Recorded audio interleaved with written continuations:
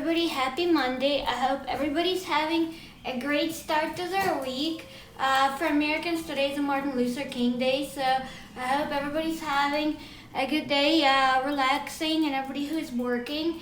I hope everybody's start of their work week is going super well. Today we'll talk about my favorite topic, of course, Russia. I did a video yesterday pertaining Alexei Navalny return to Russia, and I also written an article on the topic, and I will post the links to both below this video. So what is happening with him now? He was detained yesterday. Today he has been rushed through court, through Himki, and he was given 30 days. And he will be held in Matrosskaya Tishina in Moscow, and he will have to attend another court hearing and see what happens with him. His future does not look so bright pertaining to his legal issues. But nevertheless, there has been uproar. Russians have been condemned in the Kremlin by La Figaro publications, The New Yorker, Estonia, Latvia, Lithuania chimed in immediately saying that there should be calling for more sanctions if Navalny is not released.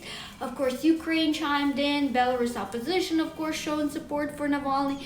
But nevertheless, there's many factors to consider. And I was looking at it from multiple-pronged perspective. And here's the different scenarios and all of that. First of all, that was expected to happen. I don't know why he thought he wouldn't be arrested. Second thing of all, the interesting part about all of that, he could have stayed in Germany. He would have given an asylum, but no. He wants to be in politics. His ego is too big. And also his sponsorship comes out of France, as I posted before. If anybody wants verification of that, he stated that himself. There's a video, but it's in Russian. I can post a link where he stated that in that interview, if anybody wants additional information on this. But nevertheless, another interesting factors in all of that is the fact is that Navalny has a big ego. His wife yesterday briefly spoke, saying that you shouldn't be afraid. He's not afraid, and he'll get through. Navalny's crew has been complaining because they weren't accredited to go inside the courtroom for that hearing. There was a rushed hearing, and only live and, of course, Russian 24 channel was allowed in. But then my question always ponders with all of this. There's three factors. Number one, there's a coronavirus pandemic that Navalny crew is forgetting. Therefore, he's willing to risk people's lives and actually get more people infected with coronavirus because all he's doing for hype and publicity, first and foremost, because even himself, he wasn't wearing a mask in court proceedings. So this is a very surprising chain of events because everybody should be masked, especially given that pandemic in Moscow is roaring as well. Second prong issue is that since when Navalny Live, YouTube or any YouTubers get actual media accreditation unless you own a media company and you have other projects that you do.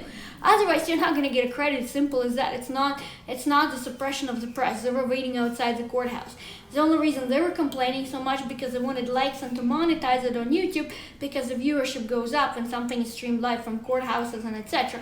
But I'm sure they monetized very well yesterday during their live stream of Arrival and everything like that. So that's that portion of the day. Another portion of that scenario, a lot of people were speaking out today on different YouTube medias and the people who work for his anti-corruption fund. But nevertheless, what was interesting, what I noticed, a lot of these people speaking out are actually residing in London, UK, and do not plan to come to Russia. So in other words, the dissidents working for Navalny from overseas in regards to political situation in Russia. So of course, for an average Russian, that would be concerned too. And I will be doing another videos that I pointed out before that there's a new up-and-comer that I saw yesterday that I was very interested in, and I saw the interview on YouTube. He's an unregistered leader of the Libertarian Party. He is my generation of millennials, and he's a very eloquent and good speaker. So I thought that's a new up-and-comer who's not tainted, who's well-spoken, educated, intelligent, and it's someone to watch for future of Russia, and I think that's important to see because I don't believe Navalny will ever be president of Russia. Let's be very candid here. But anyways, I was looking at a lot of different scenarios, and Navalny spoke today from a courthouse on video, and he was asking everybody to go in the streets and cause protests, and the protests are apparently slated for the 23rd of this month. But what I found interesting, and I started to look at the parallels, and I found a lot of parallels between Navalny and Trump. Navalny, of course, never been a president of Russia. Trump made it for one term, been impeached twice, the only president in U.S. history who's been able to do so. But I was looking at the different parallels. Both men are not super intelligent on their own. Not one, not the other. Trump, it's, he came from family of wealth, what he did because his taxes were never released, bankrupted a casino, etc. But this video is not about Trump. But nevertheless, looking at Navalny, never had a real job in his life. I mean, yes, lawyer, lost his licensing pertaining, he's claiming due to political fight and all that. But truly, even before then, never worked as far as like a regular job. Like I said, funded from this French individual of a Russian, French national from a Russian descent. But it's not even that. So where does the parallels come from? And I found it very interesting.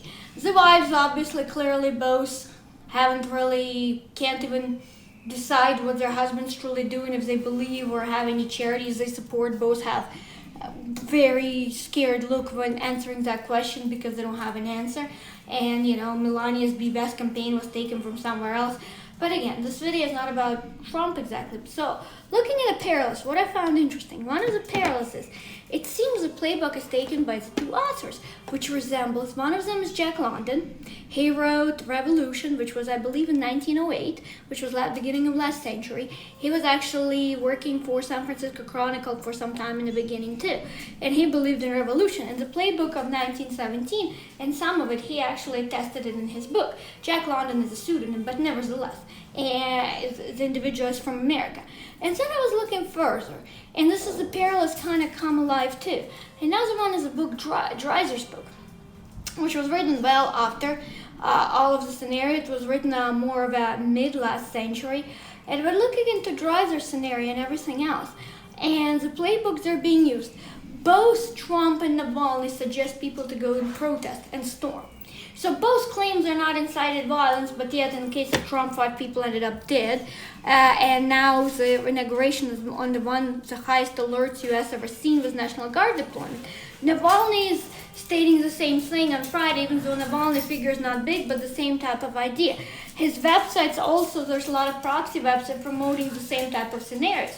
And both playbooks, so that means their campaign managers and their funders use the same playbook Trump uses. And if anybody looks at it, Trump was very disliked as his president because it's not normal how he behaved. Trump is also not an elegant speaker, neither is Navalny.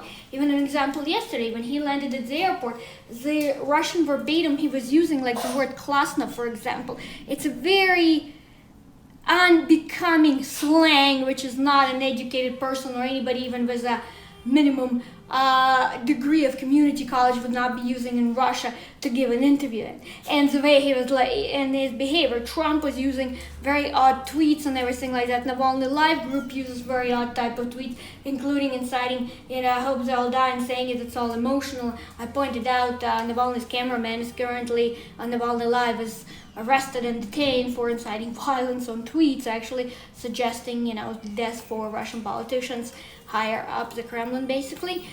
So this is one of the parallels, but they're back to the book Revolution and everything like that. It has a lot of parallels on there, how to create a revolution, how to give a certain cause. But at the same time, you can't compare Lenin, for example, because he was hungry. Even though I don't like Bolsheviks, I do not like anything that happened because my family was infected because their lands were taken in 1917.